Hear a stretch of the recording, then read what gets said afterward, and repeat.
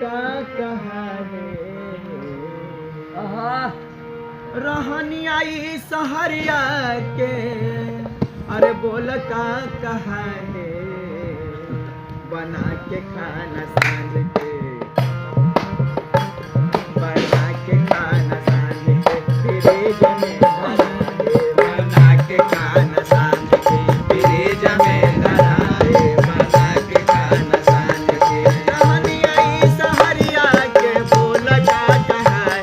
रहनी आई सहरिया के बोल का कहा है बना के खाना सांझ के फ्रिज में धराए बना के खाना सांझ के फ्रिज में धराए बना के खाना सांझ के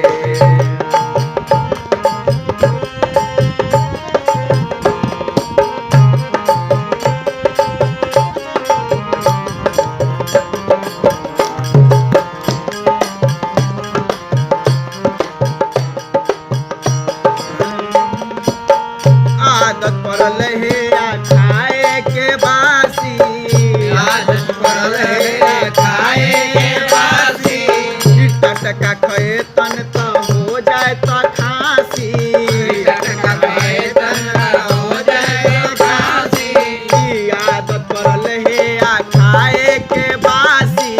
टटका खाए तन तो हो जाए तो खांसी खाटी दूध पचे ना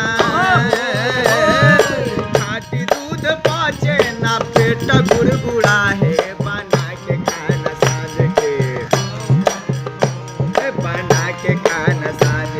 के फ्रिज में धरा है बना के खाना सांझ के फ्रिज में धरा है बना के खाना सांझ के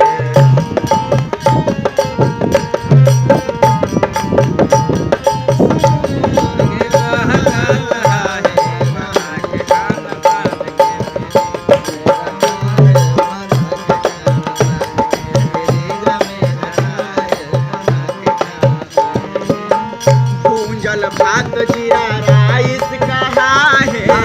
भूंजल भात जीरा राइस कहा है नाम पोलेंटा सुन खिचड़ी खा जा है नाम पोलेंटा सुन खिचड़ी खा जा है भूंजल भात जीरा राइस कहा है नाम पोलेंटा सुन खिचड़ी खा जा है कहे के पानी पूरी कहे के पानी पूरी इमली घोटा है बना के खाना सांझ के बना के खाना सांझ के फ्रिज में धरा है बना के खाना सांझ के फ्रिज में धरा है बना के खाना सांझ के सहरिया के बोल का कहा है बना के खाना सांझ के फ्रिज में धरा है बना के खाना सांझ के फ्रिज में धरा है बना के खाना सांझ के आस परोसाना गोतिया हित नाता आस परोसाना गोतिया हित नाता अपने में करे लोग बाय बाय टाटा अपने में करे लोग बाय बाय टाटा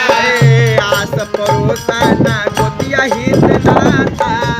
अपने में करे लोग बाय बाय टाटा बुद्धि के बटलोही अरे बुद्धि के बटलोही बरह गुना कहा है बना के खाना सांझ के